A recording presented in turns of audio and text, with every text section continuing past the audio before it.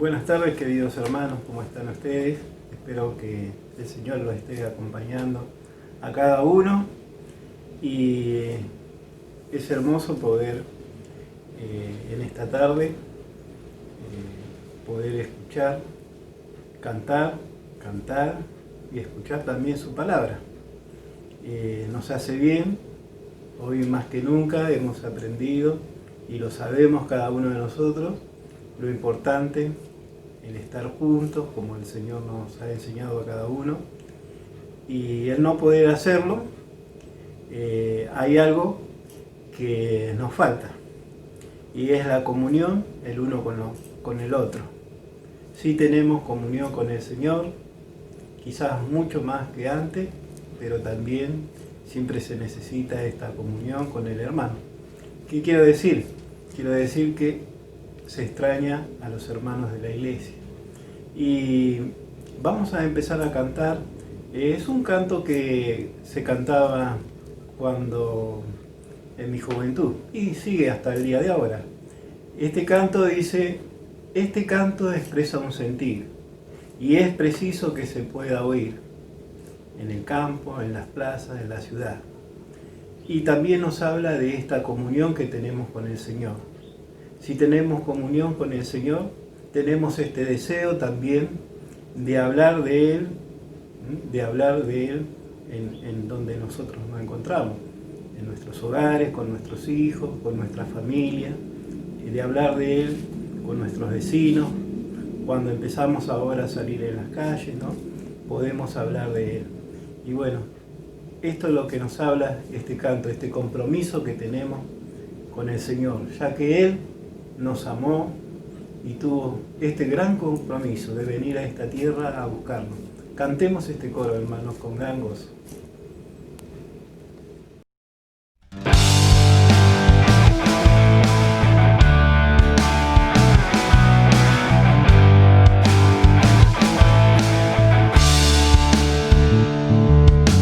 Nuestro canto expresa un sentir y es preciso que se pueda oír en las calles, en las plazas, en los campos, las montañas, a lo largo y a lo ancho del país. Jesucristo es la verdad, nuestra fe y nuestro compromiso. Él es la vida en plenitud, Él es la fuerza y es la luz, es la alegría que me alienta a continuar, es el poder para cambiar toda una vida y darle más. Jesucristo es la razón para vivir. Este es el momento para actuar en cada rincón, cada lugar. Nuestra patria necesita actitudes decididas de cristianos que se jueguen de verdad.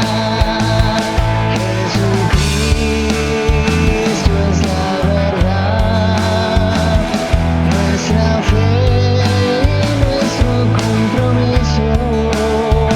Él es la vida en plenitud, Él es la fuerza y es la luz, es la alegría que me alienta a continuar, es el poder para cambiar toda una vida y darle más. Jesucristo es la razón para vivir. Jesucristo es la razón para vivir. Jesucristo es la razón para vivir.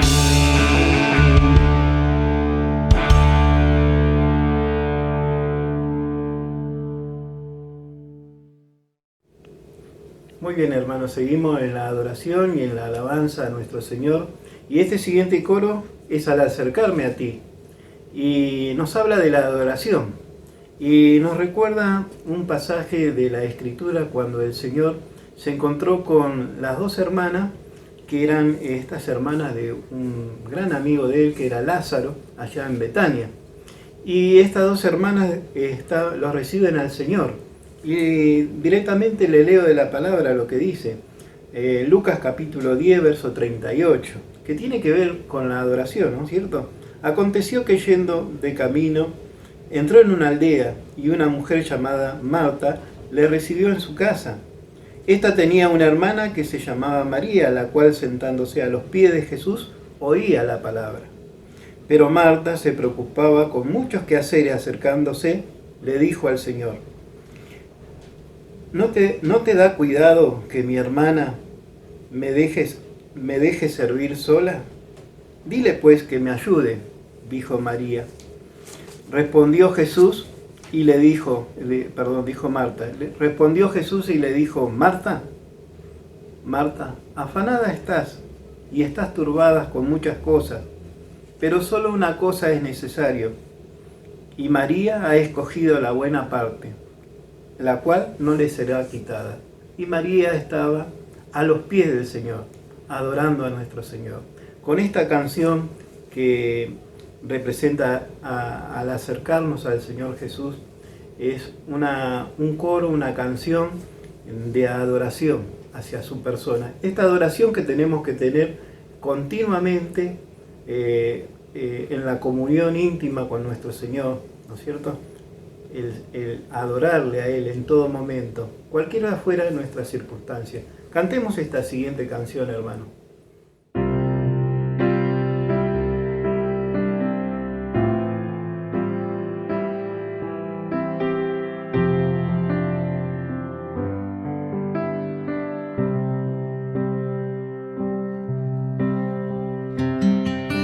Acercarme a ti, calmas mi alma, tu presencia refresca mi ser.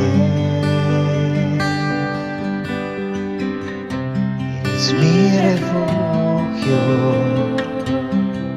y mi santuario, en ti hay descanso y paz. Este refugio quieto, mi alma canta hoy una canción que con palabras podría expresar. Recibe mi adoración para ti, Señor. Acercarme a ti, mi alma, tu presencia refresca mi ser. Es mi refugio y mi santuario, en ti hay descanso y paz. Y en este refugio quieto,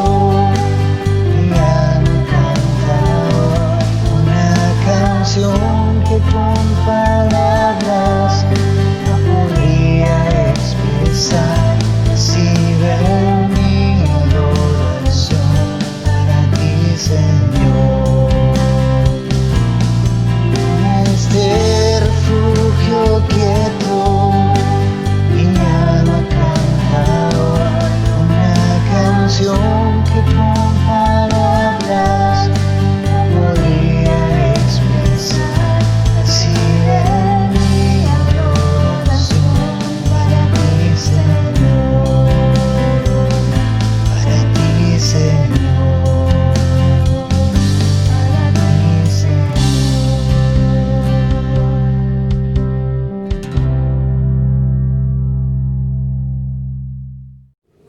Bien, hermanos, y llegamos al último coro. Y este último coro dice: a ti sea la gloria. Y cada uno de nosotros sabe que todo lo que hacemos, toda nuestra vida le pertenece a Él. y todo lo que hacemos es para gloria y honra de su nombre. Y así lo expresaba también el rey David, alguien que palpó el amor, la misericordia, la gran misericordia de Dios con él. Y lo refleja en su palabra, en el Salmos 21, del verso 1 al 7, dice esto: el rey se alegra en tu poder, oh Jehová, y en tu salvación, ¿cómo se goza? Le has concedido el deseo de su corazón, y no le negaste la petición de sus labios, porque le has salido al encuentro con bendición de bienes. Corona de oro fino has puesto sobre su cabeza, vida te demandó y se la diste, largura de días eternamente y para siempre. Grande es su gloria en tu salvación, honra y majestad has puesto sobre él, porque lo has bendecido para siempre. Lo llenaste de alegría con tu presencia, por cuanto el rey confía en Jehová y en la misericordia del Altísimo, y no será conmovido. Qué preciosas palabras de este rey, ¿sí? Y lo reflejamos nosotros con nuestras vidas también. A él sea la gloria.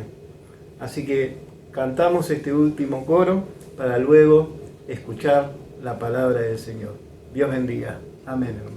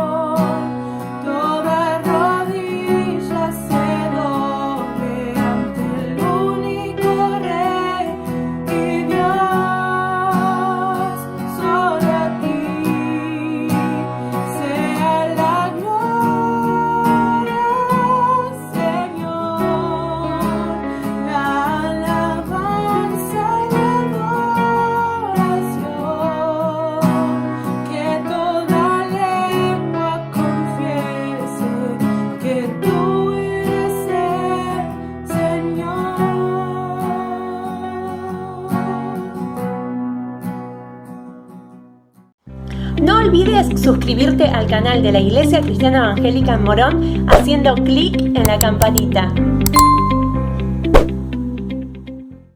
¿Qué tal, queridos hermanos de la iglesia allá en Morón? Un gusto estar con ustedes. Hace tiempo que estuve por allá varias veces de visita y ahora a través de este medio en forma digital y por estas circunstancias también es que, digamos, se acortan las distancias, pero en un mismo sentir entiendo que vamos a estar cerca, ¿no? Y más, por supuesto, a través de la palabra de Dios. Cuando preparaba el tema estaba pensando en algo tan importante como es el siempre tener la intimidad con Dios, ¿sí? El mirar hacia arriba, es decir, tener una mirada a la presencia de Dios siempre. Quisiera que me acompañaran en la lectura del Evangelio de Lucas, capítulo 18, versículos 1 al 8.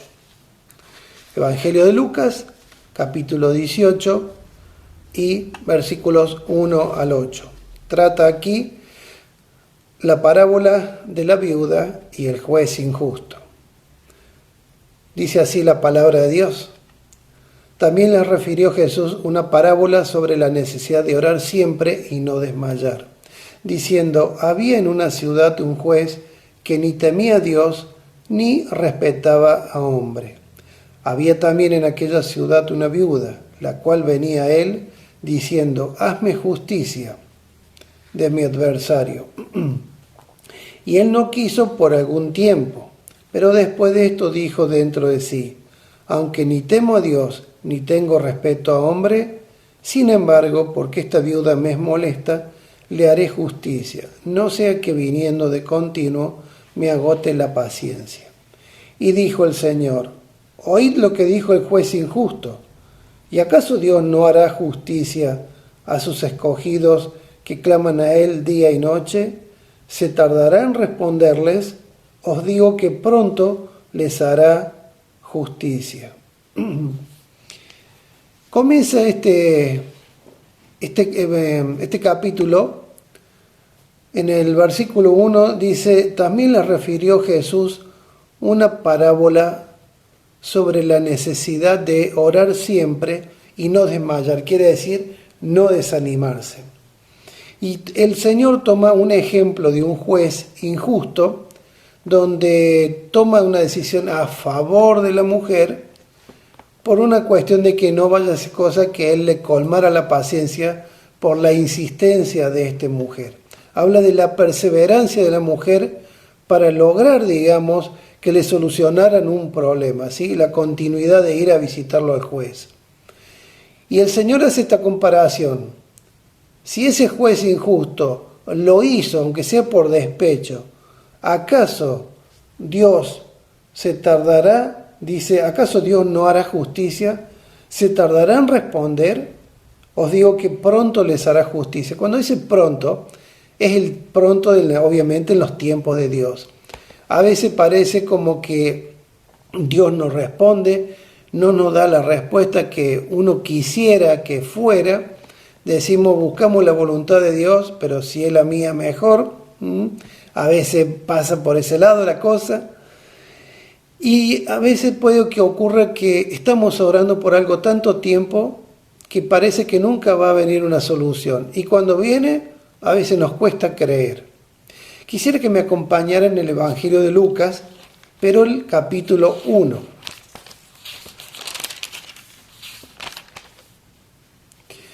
Evangelio de Lucas, capítulo 1, dice así en el versículo 5. Hubo en los días de Herodes, rey de Judea, un sacerdote llamado Zacarías, de la clase de Abías. Su mujer era de las hijas de Aarón y se llamaba Elisabet. Ambos eran justos delante de Dios y andaban irreprensibles en todos los mandamientos y ordenanzas del Señor, pero no tenían hijo porque Elisabet era estéril. Y ambos eran ya de edad avanzada. Aconteció que ejerciendo Zacarías el sacerdocio delante de Dios, según el orden de su clase, conforme a la costumbre del sacerdocio, le tocó en suerte ofrecer el incienso, entrando en el santuario del Señor, y toda la multitud del pueblo estaba afuera orando a la hora del incienso. Y se le apareció un ángel del Señor, puesto en pie a la derecha del altar del incienso. Y se turbó Zacarías al verle y le sobrecogió temor. Pero el ángel le dijo: Zacarías, no temas, porque tu oración ha sido oída, y tu mujer Elisabet te dará a luz un hijo, y llamarás su nombre Juan. Y sigue una serie de relatos, las características de cómo iba a ser su hijo. Y en el versículo 18 dice así: dijo Zacarías al ángel: ¿en qué conoceré esto? Porque yo soy viejo y mi mujer de edad avanzada. Respondiendo el ángel le dijo: yo soy Gabriel, que estoy delante de Dios y he sido enviado a hablarte y darte estas buenas nuevas.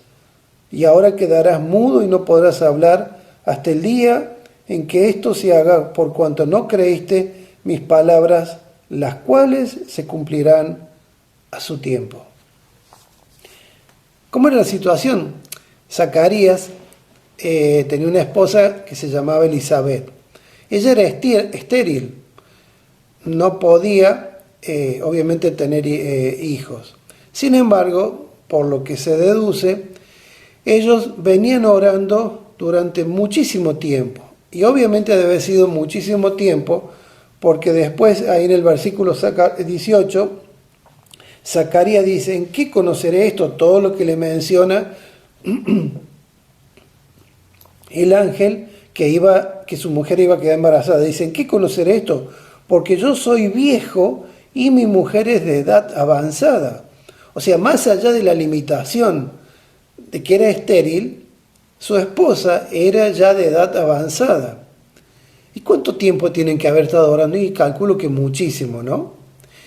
Y cuando viene el ángel y le dice, tu oración ha sido oída, ¿cuánto tiempo habrá pasado? Y Dios me responde. Y claro, Zacarías dice, ¿cómo puede ser? Yo soy viejo y mi esposa ya es bastante grande, de edad avanzada. Yo soy Gabriel. Se presenta el ángel, ¿cuál es su nombre? ¿No? Estoy delante de Dios. Yo soy Gabriel y estoy delante de Dios. Y he sido enviado a darte esta buena nueva. Pero también le dice, quedarás mudo. ¿Por qué? Por cuanto no creíste mis palabras. Más allá de que la circunstancia era difícil de entender, porque claro, en las limitaciones de él y de ella por la edad avanzada y máxima en la situación de la esposa, que ocurriera esto, no solamente era porque no creyó. En el momento que el ángel le revela la respuesta de Dios, en esa semana, porque el servicio duraba de sábado a sábado, o sea, una semana, estaba sirviendo a Dios, estaba en una cercanía sirviendo a Dios.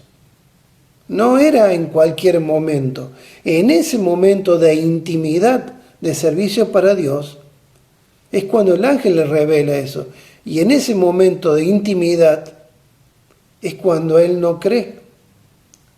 No solamente porque uno podría decir, y es lógico que ha pasado tanto tiempo, pero estaba en una cercanía tal que estaba sirviendo a Dios. No era menor el tema. Ahora, puede ser que a veces vos hayas orado a Dios por algunas circunstancias y tal vez Dios aún no te ha respondido. Puede que tal vez sea no. Pero ¿qué pasa si la respuesta viene y tal vez te va a costar creer? No quiere decir que te vas a quedar mudo o muda, no pasa por ahí. Pero a veces nos cuesta creer porque parece ser que Dios nunca llega. Puede ser por sí, por no o esperar. Yo creo que esto ya lo habrás escuchado en otras oportunidades. ¿Y cómo saber si Dios me habla? Y no es que de una voz audible, pero en la medida que vaya estando en cercanía con Dios, va a estar en esa paz. ¿Sí? Acá le dice, vas a quedar mudo porque no creíste. ¿Cuántas veces leemos historias, escuchamos historias de la palabra de Dios, más que historias, relatos, lo que la palabra ha permitido que quedara escrito, de situaciones que han pasado, y decimos, el poder de Dios, más allá de todo tiempo, Elizabeth queda embarazada, y a veces a nosotros nos cuesta creer que Dios puede obrar conforme a su voluntad. ¿Puede obrar? Él va a obrar conforme a su voluntad. Pero digo que a veces nos cuesta creer que puede, porque tal vez en nuestra limitada mentalidad es como que queremos poner en nuestra forma de pensar a Dios y acomodarlo dentro de lo que nos parece que va a ocurrir. A veces puede ser que también la experiencia que te toque vivir te haga caer en algún desánimo, por decir. Primera de Reyes, capítulo 17. Si me acompañan, hay la situación de alguien muy conocido, que lo habrá escuchado varias veces, Elías. En el capítulo 17, el título dice, Primera de Reyes, ¿no? Capítulo 17 dice, Elías predice la sequía. En el versículo, después que se anuncia que va a haber una sequía, que no habrá lluvia ni rocío en estos años, el periodo que no llovió fue por 3 años, en el versículo 3 dice, apártate de aquí, le dice Dios a Elías, y vuélvete al oriente y escóndete en el arroyo de Kerib que está frente al Jordán. Beberás del arroyo y yo he mandado a los cuervos que te den allí de comer. Y él fue e hizo conforme a la palabra de Jehová, pues se fue y vivió junto al arroyo de Kerib que está frente al Jordán. Y los cuervos le traían pan y carne por la mañana y pan y carne por la tarde y bebía del arroyo. Dios le dice que fuera al arroyo y como dice aquí en el versículo 5, él fue e hizo conforme a la palabra de Dios. Obedeció. No cuestionó, no puso en duda en ningún momento, ni habrá pensado qué va a pasar, cómo voy a hacer, cómo me voy a alimentar, va a haber un periodo de sequía. Fue allá. Él tenía siempre el agua que venía del arroyo, a pesar de ese periodo de sequía, y también el sustento de pan y de carne que le llegaba no por ángeles. Dios utilizó unos cuervos. ¿Cómo? Unas aves que se alimentan de carroña, que no es de lo mejor imaginar que esos animales sean muy buenitos. No es que sean malos, pero imaginar esos animales que se alimentan de cosas que no son para nada sanas. Dios utilizó cuervos. Y entonces podríamos pensar que la respuesta de Dios viene del lado que menos nos imaginamos. En este momento que se está pasando por tantas pruebas de sequía laboral, la sequía de no poderse ver con familiares, sino a través de algún medio digital, hablándonos o viéndonos por videos. En algunos casos tal vez se puedan ver, pero con todas las restricciones que está habiendo y con todos los riesgos que hay. En esta sequía de sentirse que no podemos compartir con otros hermanos, de vernos. ¿Saben qué? Creo que a veces valoramos las cosas cuando no las tenemos.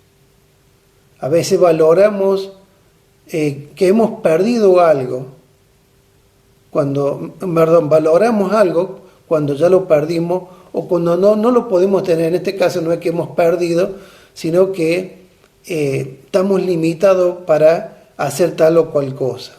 Sí es posible que se haya perdido el trabajo, que se hayan perdido los proyectos que uno tenía para comenzar a hacer este año o cómo va a seguir la cosa el año que viene.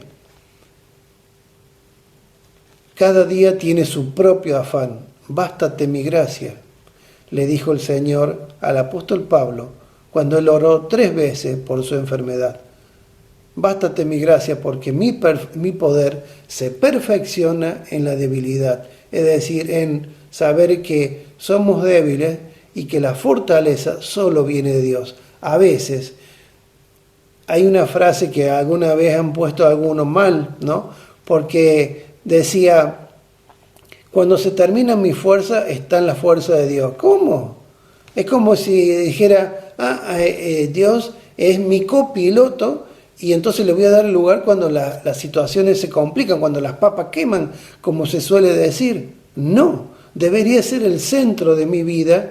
Dios no nos hizo robot, Dios nos dio inteligencia y voluntad para que aún inteligencia no pasa por el coeficiente intelectual, sino capacidades para que nos desarrollemos, ¿sí? Si Él nos da alguna actividad, te va a dar la capacidad para llevarla a cabo. Acordate lo que decía ahí en el versículo 1 de Lucas 18, orar siempre y no desanimarse, no desmayar. Así como la viuda era perseverante, ¿acaso Dios, que es justo, no responderá? ¿Tardará en responder? Los tiempos nuestros no son los tiempos de Dios. Para el Señor 1000 años es como un día y un día como 1000 años. A veces nos parece que hay cosas que van a llevar un tiempo largo, como 1000 años, y de pronto se resuelven. O a veces hay cosas que decimos, bueno, esto creo que se va a responder, y lleva su tiempo. Dios sabe el porqué de cada cosa. Aún esto, obviamente, no está fuera de su voluntad. Recuerden una cosa, Satanás no podía hacerle nada a Job que no estuviera permitido por Dios. Era hasta ahí, hasta ahí, hasta ahí, y no más de eso, ¿sí? Obviamente que siempre el diablo va a tratar de meter, como se dice, meter la cola y de estar molestándolo, pero está dentro de la voluntad de Dios, ¿eh? Eso nunca lo perdamos de vista. Todo está dentro de la voluntad de Dios. Muchas veces se dice, bueno, sí, no fue bien porque y el diablo no estaba contento. Y bueno, y obvio, nunca va a estar contento. Si lo que quiere es siempre la maldad. Fíjense que dice la palabra que el diablo es mentiroso y padre de mentiras. Cuando alguien se dice que es mentiroso es que a veces dice mentira y a veces no. En cambio, él no solamente que dice mentira, sino que es padre de mentiras, o sea que siempre dice mentiras, ¿sí? Pero recordemos esto, nunca va a poder hacer nada que Dios no le permita. Y acá en versículo 7 dice, pasado algunos días se secó el arroyo porque no había llovido sobre la tierra. Y entonces fue la palabra de Dios, le dice que fuera a Sarepta, ahí se va a encontrar con una viuda que tenía un hijo, donde esta viuda iba a hacer la última comida para ella y para el hijo, y se iban a dejar morir porque obviamente no tenían más. Sin embargo, Elías le dijo en el versículo 13, no tengas temor, ve y haz como has dicho, pero hazme a mí primero una pequeña torta cocida debajo de la ceniza y tráemela, y después harás para ti y para tu hijo. Porque Jehová Dios de Israel ha dicho así, la harina de la tinaja no escaseará, ni el aceite de la vasija disminuirá, hasta el día en que Jehová haga llover sobre la faz de la tierra. Y nunca escaseó, y no escaseó, como dice el 16, y la harina, no escaseó, ni el aceite de la vasija menguó, conforme a la palabra que Dios había dicho por Elías. Dios nos ha hablado a través, en los tiempos antiguos a través de profetas y en los posteriores tiempos a través del Señor. Nosotros tenemos la palabra de Dios. Si uno quiere conocer qué es lo que Dios quiere, acá Dios nos muestra qué es lo que Dios quiere y cómo piensa Dios, ¿sí? Pero esta viuda se le enferma el hijo, a tal punto que muere. Y entonces la mujer le dice acá en el versículo 18, ¿qué tengo yo contigo, varón de Dios? ¿Has venido a mí para traer a memoria mis iniquidades y para hacer morir a mi hijo? Él le dijo, dame acá tu hijo. Entonces él lo tomó de su regazo y lo llevó al aposento donde él estaba y lo puso sobre la cama. Y clamando a Jehová dijo, Jehová Dios mío, aún a la viuda en cuya casa estoy hospedado es afligido, haciéndole morir su hijo. Y se tendió sobre el niño 3 veces y clamó a Jehová y dijo, Jehová Dios mío, te ruego que hagas volver el alma de este niño a él. Y Jehová oyó la voz de Elías, y el alma del niño volvió a él y revivió. Elías fue obediente en todo lo que le mandaba Dios, que fuera al arroyo, luego cuando el arroyo se seca, que fuera a ver a la viuda, ¿sí? Y en todo eso iba siendo obediente y la mano de Dios se iba mostrando totalmente generosa, por decir así, en cuanto a viendo la bondad de Dios en todo sentido, a tal punto que la viuda no le faltó ni el aceite ni la harina, ¿sí? Pero no viene ni le toca algo que era el centro de su vida, su hijo. Y por eso dice, has venido para traer a memoria mis pecados, mis iniquidades, y para hacer morir a mi hijo.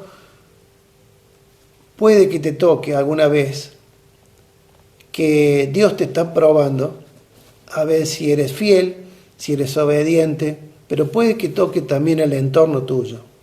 Puede que tengas familiares familiares o amistades muy cercanas, donde tal vez te digan, no creyentes, te digan, ay, vos crees en Dios, mira cómo nos está yendo. Y vos encima le predicas y le decís, pero hay que confiar en Dios. Sí, pero mira cómo me está yendo. ¿Qué hizo Elías? Fue a Dios en oración.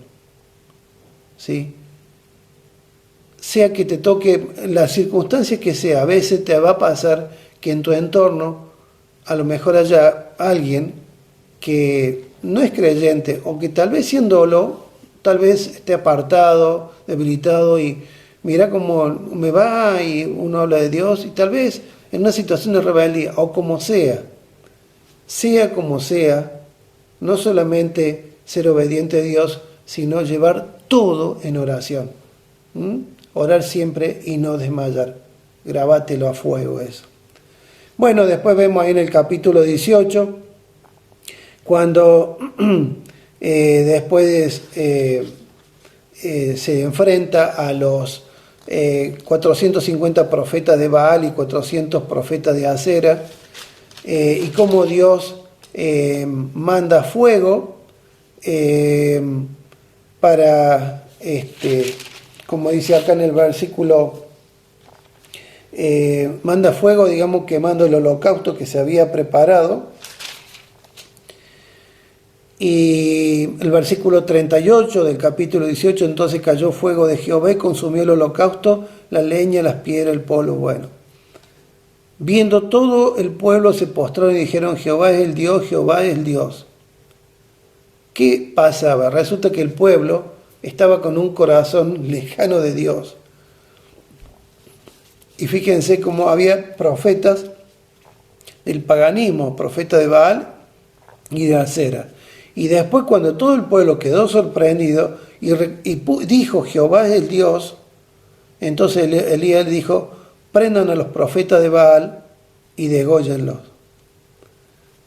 Elías ora por lluvia, bueno, habiendo pasado ya 3 años, y luego empieza a llover. Capítulo 19, ahí trata donde Jezabel da la orden para que lo vayan a matar.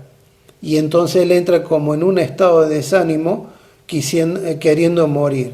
Pero sin embargo, después lean el capítulo 19, que creo que ya conocen, cómo Dios lo busca y le da el sustento, porque aún él, en el capítulo 19, versículo 4, al final dice, quítame la vida, pues no soy yo mayor que mis padres. Y él se echa debajo de un enebro, de un árbol, se queda dormido, luego un ángel le toca y le dice, levántate y come. Tal vez te pase por algún problema, pero de alguna forma Dios te va a dar el sustento cuando tenés a Dios por centro de tu vida. Y en Santiago capítulo 5 dices, Elías era hombre sujeto a pasiones, a estados anímicos, semejante a los nuestros, al tuyo, al mío. Pero oró y por 3 años no llovió y luego volvió a orar y volvió a llover. ¿Esto qué te está diciendo? Como también lee ahí dice en un pasaje cercano, la oración eficaz del justo puede mucho. ¿De quién es justo? Aquel que tiene a Cristo en su corazón, que se arrepintió de sus pecados y que le dio lugar al Señor como centro de su vida. Y sabe que cada vez que va en oración, Dios nos escucha a través de su Hijo, que derramó su sangre por vos y por mí, para limpiar nuestros pecados de una vez y para siempre. Y entonces la oración de los justos, Dios escucha la oración de los justos. No porque seamos mejores que otros, no, tal vez que somos peores que alguno que anda por allí que no tiene al Señor. Pero somos justificados por la obra de Cristo. La oración eficaz. ¿Y cuándo es eficaz? De acuerdo a las palabras que uno elabora. No. Tal vez pueden ser muy pocas palabras, pero con un corazón abierto a Dios, estando en la sintonía de Dios. ¿Sí? La oración eficaz del justo, la oración de corazón de aquellos que son hijos de Dios puede mucho. No significa que todo lo que yo voy a pedir va a salir respondido como yo creo, como yo pienso, sino que siempre va a ser en la voluntad de Dios. Pero la voluntad de Dios, que es buena, agradable y perfecta, como dice en Romanos 12:2, dicho sea de paso, ahí dice, no os conforméis a este siglo, sino transformados por medio de la renovación de vuestro entendimiento, o vuestra mente, para que comprobéis la buena voluntad de Dios, la voluntad de Dios que es buena, agradable y perfecta. ¿Sí? Bien. No conforméis, o sea, no tomemos la forma.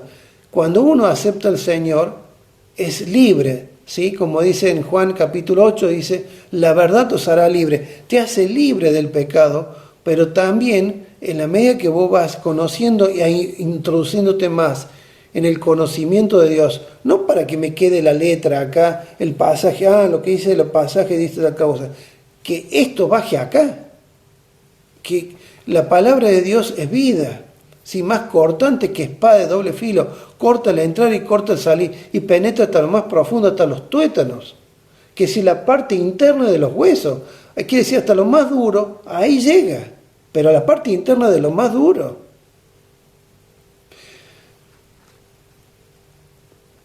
Elías tuvo estados anímicos parecidos a los que podés tener vos o yo, pero fue en oración y Dios estuvo siempre ahí presente. Nunca olvides esto. Búscalo a Dios siempre. Días de sol, días de tormenta, no importa. Y aprende a ser agradecidos. Si hoy te levantaste, es un día más de vida que Dios te ha dado. Si ya hubieras cumplido la obra que Dios te pedía, ya no estarías acá. Acordate que cada día de vida que tenés es un día más que Dios te da oportunidad para que lleves frutos dignos para Él. Y no significa que salgamos, Señor, ¿qué hago? Ponete en oración, ¿sí? Alimentate de la palabra, porque no es solamente orar y la palabra, bueno, hoy leí de tal a tal. No. A veces es preferible leer poco, pero que realmente sientas que Dios te habla, que te alimente tu vida, tu alma. No solamente tu mente, sino tu vida en general. Y dando el mejor tiempo. No como a la noche, ahí a veces, gracias Señor por el día, cierro el ojo, amén, pum, allá. Buscate un tiempito, no importa el horario, pero un tiempito para Dios. Quisiera que leyéramos Colosenses capítulo 3.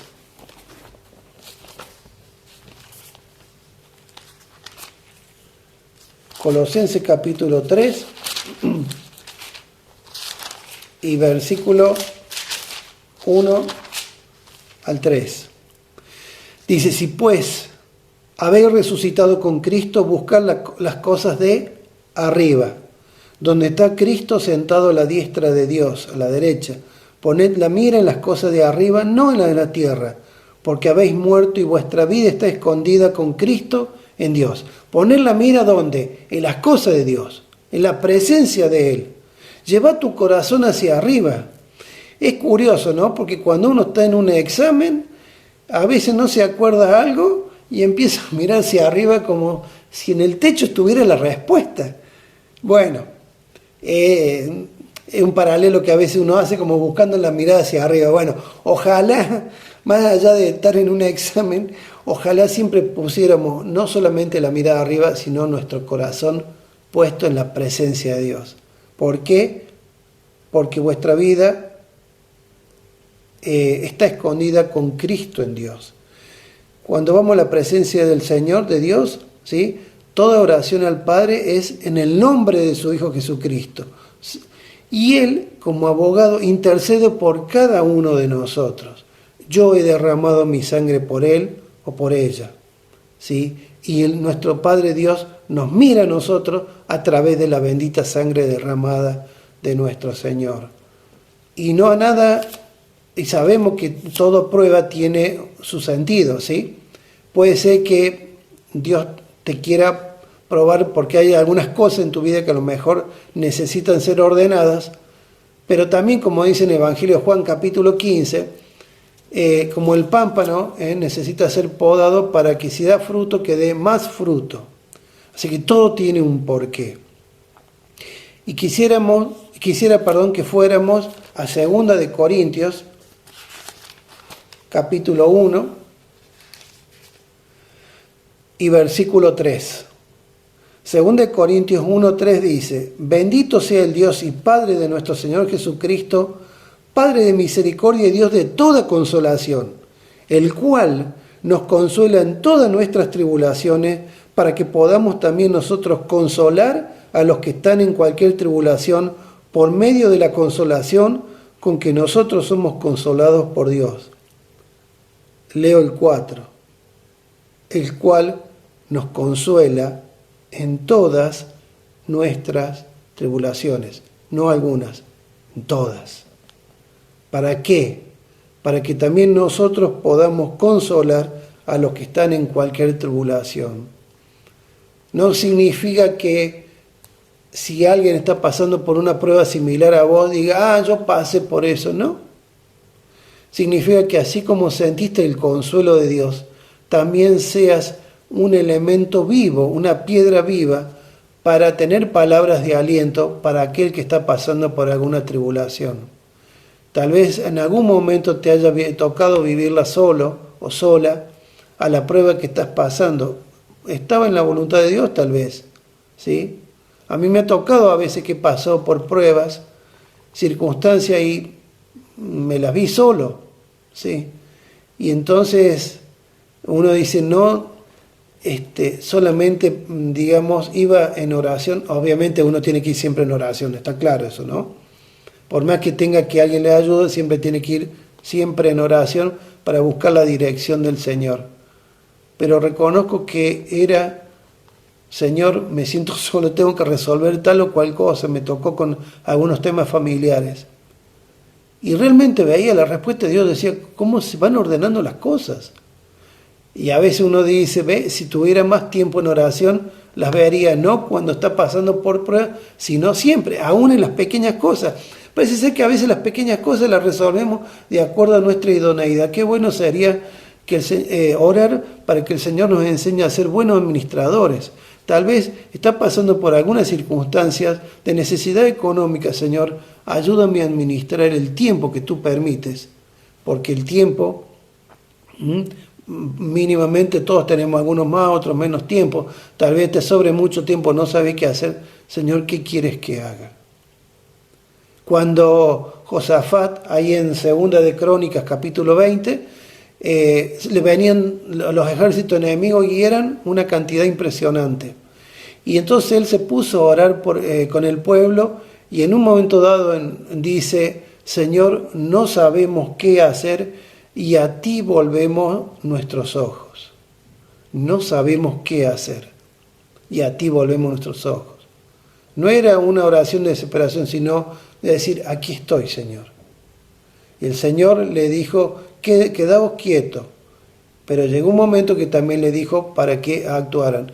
Y ellos casi no tuvieron que pelear porque vieron que los enemigos se pelearon entre ellos y realmente el ejército de Israel triunfó. ¿Sí?